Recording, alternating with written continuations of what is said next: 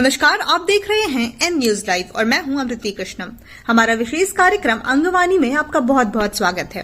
आज अंगवानी के इस खास कार्यक्रम में हम आपको रूबरू कराने जा रहे हैं वरिष्ठ पत्रकार सह साहित्यकार पवन कुमार चौधरी जी से, जो कहलगांव में बिखरे पड़े शेष व अवशेष तथा पुरातात्विक महत्व की धरोहरों को संजोने का काम वर्षों से करते चले आ रहे हैं।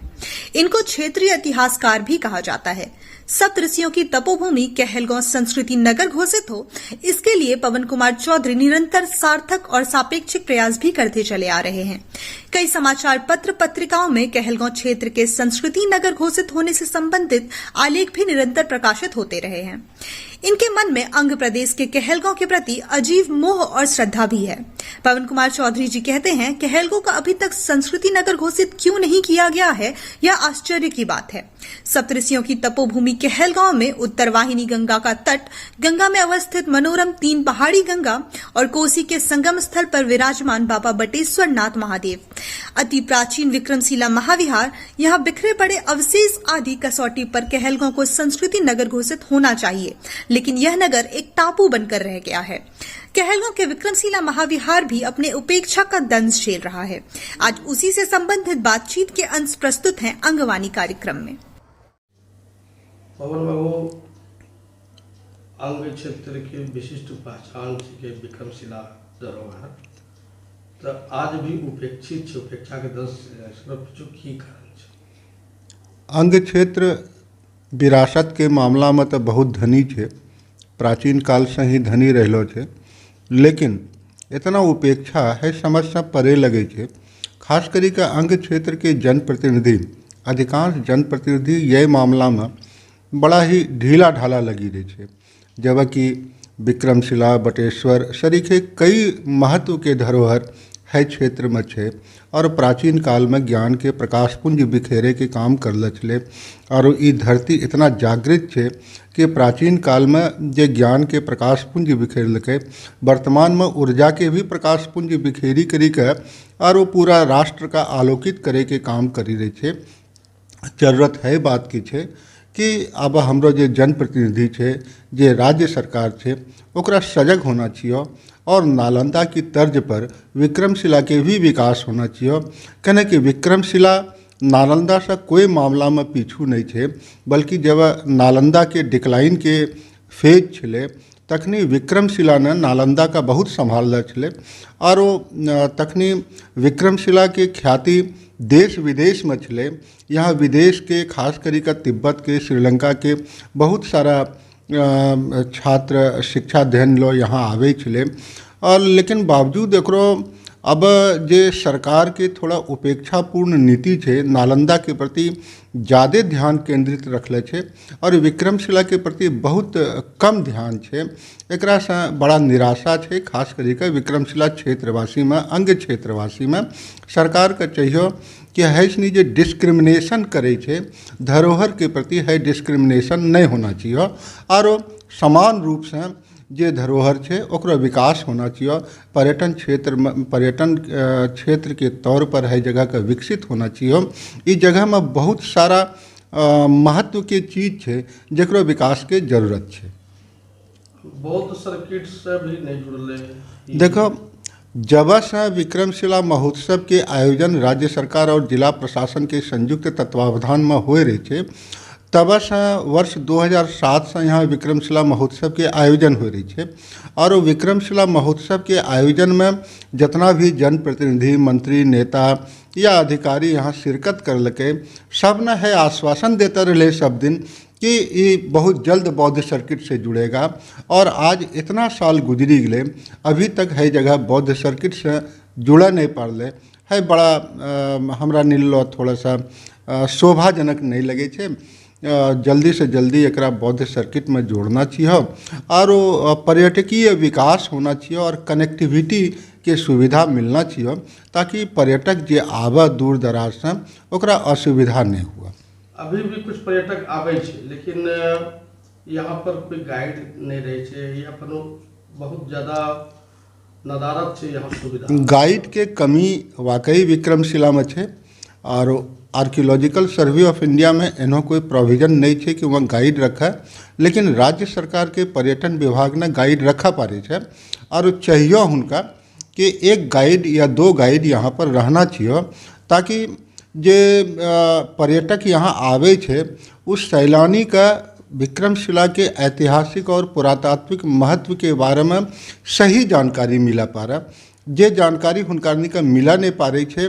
कोई आदमी वहाँ जे रहे छे ASI के टेम्पररी कैजुअल स्टाफ वहाँ कुछ न कुछ ब्रीफ करी दे छे, प्रॉपर वे में ब्रीफ नहीं करा पा रहे छे, जकरा से हुनकारनी का सही जानकारी नहीं मिला पा रही है।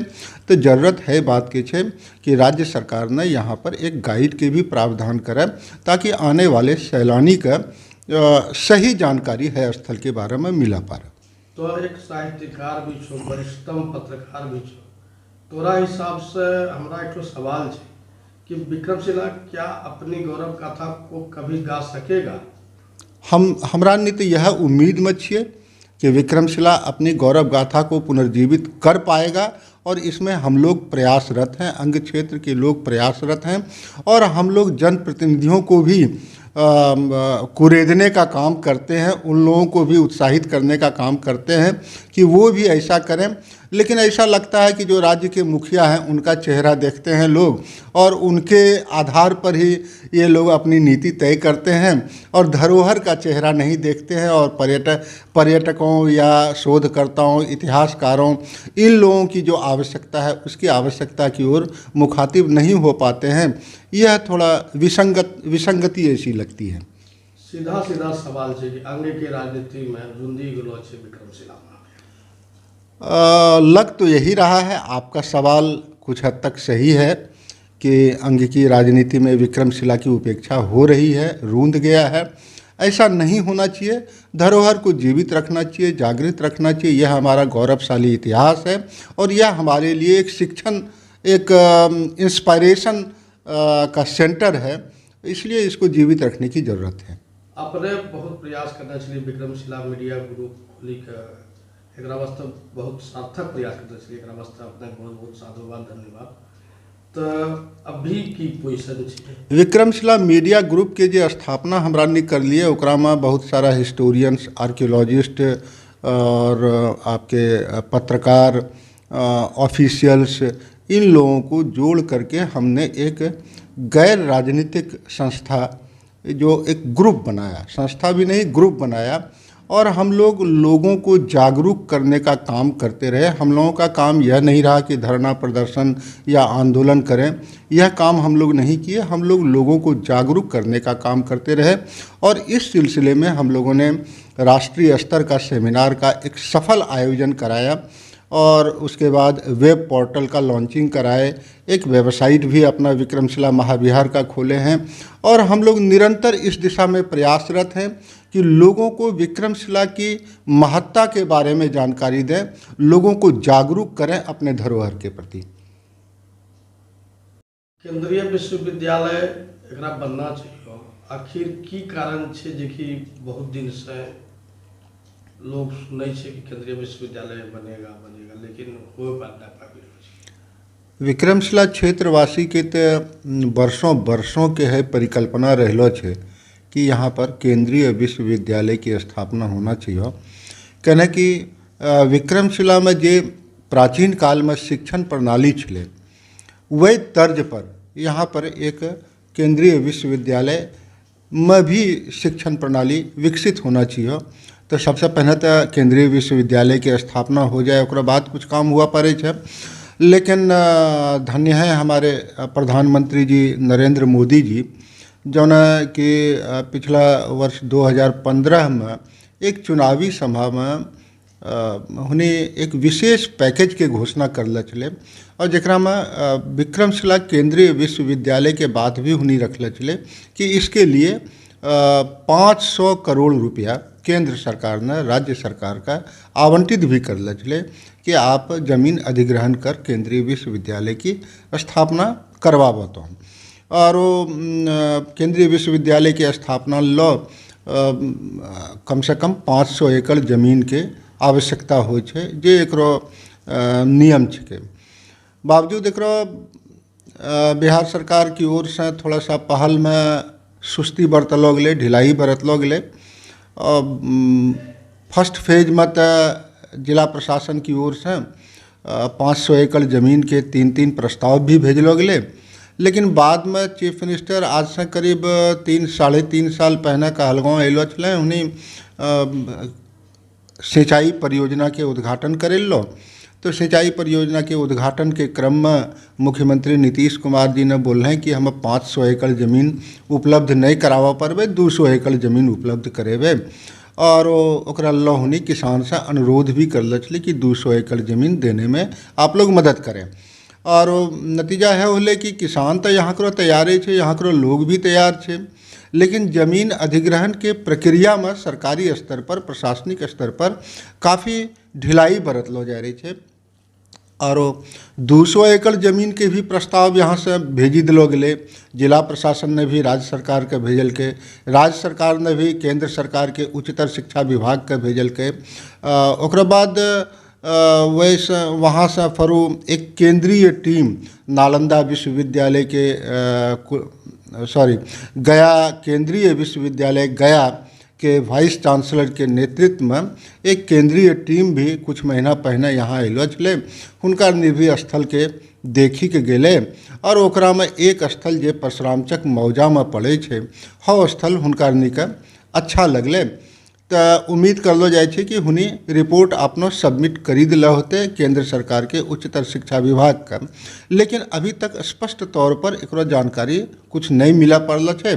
कहना कि कुछ दिन पहले हम भागलपुर के जिलाधिकारी सुब्रत कुमार सेन से कोई समाचार के संदर्भ में हम बातचीत करी रहे छलिए, तो उनका समय केंद्रीय विश्वविद्यालय के प्रगति के बारे में भी पूछला छलिए। तो उन्हीं बतैला छलें कि देखिए पिछले दिनों तो आए थे ये गया केंद्रीय विश्वविद्यालय के कुलपति और उनके साथ टीम, और वे लोग यहाँ से आकलन असेसमेंट करके गए हैं। तो अब हुनी रिपोर्ट देला छे कि नहीं देला छे, जिला प्रशासन ने कुछ स्पष्ट तौर पर तो नहीं बतावा पड़ल के, बताना भी ऑफिशियली हुनका उचित नहीं चले, कने हुनका क्षेत्राधिकार की चीज़ नहीं चले। लेकिन जिलाधिकारी ने जो हमरा बतैलक हैं ऑफिशियली, उन्हें बतैलक हैं कि अगर हमको राशि अलॉट कर दी जाएगी और हमको निर्देश मिल जाएगा कि आप ज़मीन अधिग्रहण की प्रक्रिया शुरू करावें, तो फिर ज़मीन अधिग्रहण की प्रक्रिया हम तेज़ी से शुरू करा देंगे। तो जिला प्रशासन की भी बहुत गलती नहीं है ये में, गलती है छे कि जे राज्य सरकार के शिक्षा विभाग छे ओकरा ज़्यादा सजग होना चाहिए और लोगों की आकांक्षा पर खरा उतरे के प्रयास करना चाहिए। और ज़मीन अधिग्रहण की प्रक्रिया जल्दी से जल्दी शुरू हुआ। फर्स्ट फेज में 200 एकड़ ज़मीन ही सही, उसी में बने मल्टी स्टोरीड यूनिवर्सिटी बने बाद में, लेकिन एकरो नियम छे कि 500 एकड़ के नीचे केंद्रीय विश्वविद्यालय नहीं बनता है। तो बाद में फरू 300 एकड़ ज़मीन फरू अगर बिहार सरकार न चाहे तो 300 एकड़ आरो ज़मीन एक्वायर करी के दिया पड़े। तो पहला तो है कि भाई आप 200 एकड़ ज़मीन एक्वायर करके और आप जल्दी से जल्दी इसमें केंद्रीय विश्वविद्यालय के स्थापना की दिशा में पहल शुरू करो।